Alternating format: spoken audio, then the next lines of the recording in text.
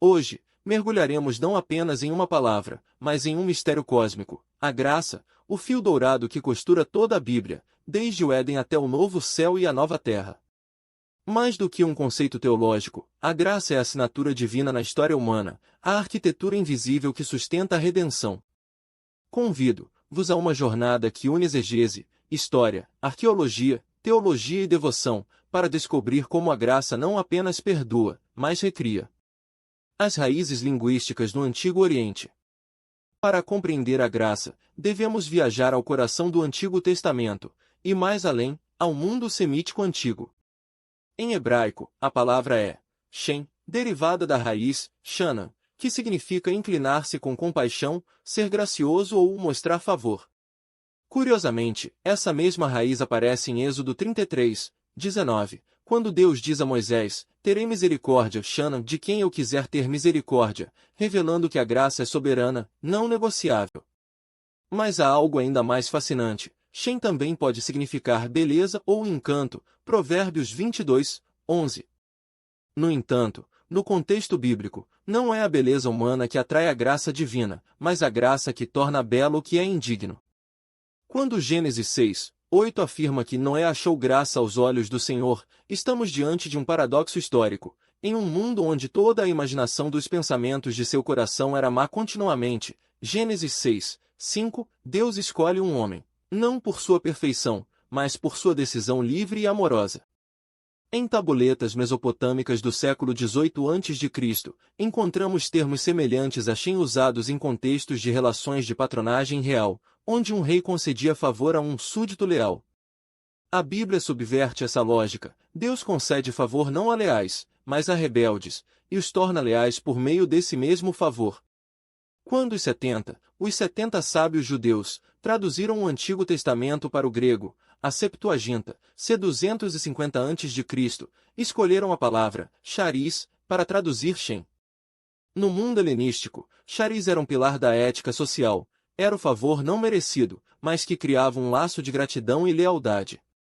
Aristóteles a descrevia como bem feito sem esperar retorno, mas que gera um dever moral. No entanto, a Bíblia dá um passo além. A graça de Deus não exige reciprocidade como condição, ela a produz como fruto. É isso que o Novo Testamento explodirá em plenitude. O evento Cristo, a graça como epifania e substância. O Evangelho de João 1, 14 e 17 é um terremoto teológico. E o Verbo se fez carne e habitou, esquecem entre nós, cheio de graça e de verdade. Porque a lei foi dada por intermédio de Moisés, a graça e a verdade vieram por meio de Jesus Cristo. Aqui, 3 revelações profundas. Encarnação como graça visível. Jesus não apenas ensina sobre a graça, ele é a graça. Ele é o Shem de Deus em forma humana. Tabernáculo renovado. A palavra esquecem, habitou, evoca deliberadamente o tabernáculo do Êxodo, onde Shequina, a glória de Deus, residia. Agora, a glória não está em tendas de couro, mas num corpo de carne. A graça não é distante, ela campa conosco. Transição de pactos. A lei, Torá, não é rejeitada, mas cumprida e transfigurada. A lei diz, faze isto e viverás. A graça diz, está consumado, agora vive.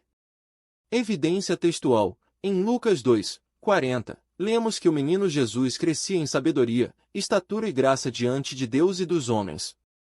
Aqui, charis aparece antes da cruz, mostrando que a graça já estava ativa na vida terrena de Cristo, curando, perdoando, tocando os intocáveis. Anatomia da graça, uma dissecação teológica com camadas bíblicas. A graça não é monolítica. A tradição cristã identificou 4 dimensões, todas enraizadas nas Escrituras. Graça preveniente, prevenient grace. Antes de buscarmos a Deus, Ele já nos busca. João 6, 44. Ninguém pode vir a mim se o Pai não o trouxer. Jesus afirma em Lucas 19, 10, o Filho do Homem veio buscar e salvar o que se havia perdido. O termo preveniente vem do latim praevenire, vir antes. A graça chega antes do arrependimento, antes da fé, antes até do desejo de mudança. É o Espírito Santo despertando o coração adormecido. Graça justificadora. Romanos 3, 24. Justificados gratuitamente por sua graça, mediante a redenção que há em Cristo Jesus. A justificação não é tornar-se justo, mas ser declarado justo, como um juiz que, em vez de condenar o réu, põe sua própria toga sobre ele. Durante a Reforma, Lutero chamou Romanos 1:17, o justo viverá pela fé, de porta para o paraíso. Ele percebeu que a justiça de Deus não é punitiva, mas doadora, uma justiça que nos é dada, não exigida. Graça santificadora. Tito 2:11 e 12. A graça de Deus nos ensina a renunciar à impiedade. Aqui está o antídoto contra o antinomismo. A graça não apenas perdoa o pecado, ela nos treina para odiá-lo. Ilustração bíblica. Em Atos 9, Paulo, Saulo, é salvo pela graça, mas imediatamente recebe uma missão, v 15:16. A graça verdadeira nunca deixa o crente estagnado. Graça sustentadora. 2 Coríntios 12:9. A minha graça te basta. Paulo não recebe a cura do espinho, mas a presença de Cristo na fraqueza. Paralelo histórico. Os primeiros cristãos, sob perseguição romana, viam a graça como força para o martírio. Policarpo, bispo de Esmirna, martirizado em 155 d.C., disse ao governador romano: 86 anos servi a Cristo, e ele jamais me falhou. Como eu o abandonaria agora? Um testemunho da graça sustentadora. O equívoco histórico, a distorção da graça barata e a recuperação da graça preciosa. Dietrich Bonhoeffer, escrevendo sob a sombra do nazismo, denunciou a graça barata como o maior traidor do Evangelho. Mas essa luta não é nova. Judas 1:4 alerta contra os que transformam a graça de Deus em libertinagem. Paulo antecipa a objeção: continuaremos no pecado para que a graça abunde. Romanos 6:1. Sua resposta? De modo nenhum. A graça preciosa é aquela que custou a vida do Filho de Deus, 1 Pedro 1:18-19. Exige discipulado radical, Lucas 14:26-33. Produz frutos de justiça, Hebreus 12:11. Curiosidade simbólica. Na arte medieval, a graça era frequentemente representada como água fluindo do lado traspassado de Cristo na cruz, João 19:34. Essa água não apenas lava, fertiliza o deserto da alma. Habitando no ecossistema da graça. A graça não é um capítulo da Bíblia, é o clima em que toda a Escritura respira. Ela é o primeiro movimento de Deus, Gênesis 3:9, Adão, onde estás? O último suspiro de Cristo, está consumado, João 19:30. A esperança final, Apocalipse 22:21, a graça do Senhor Jesus seja com todos. Ela é gratuita, mas nunca barata.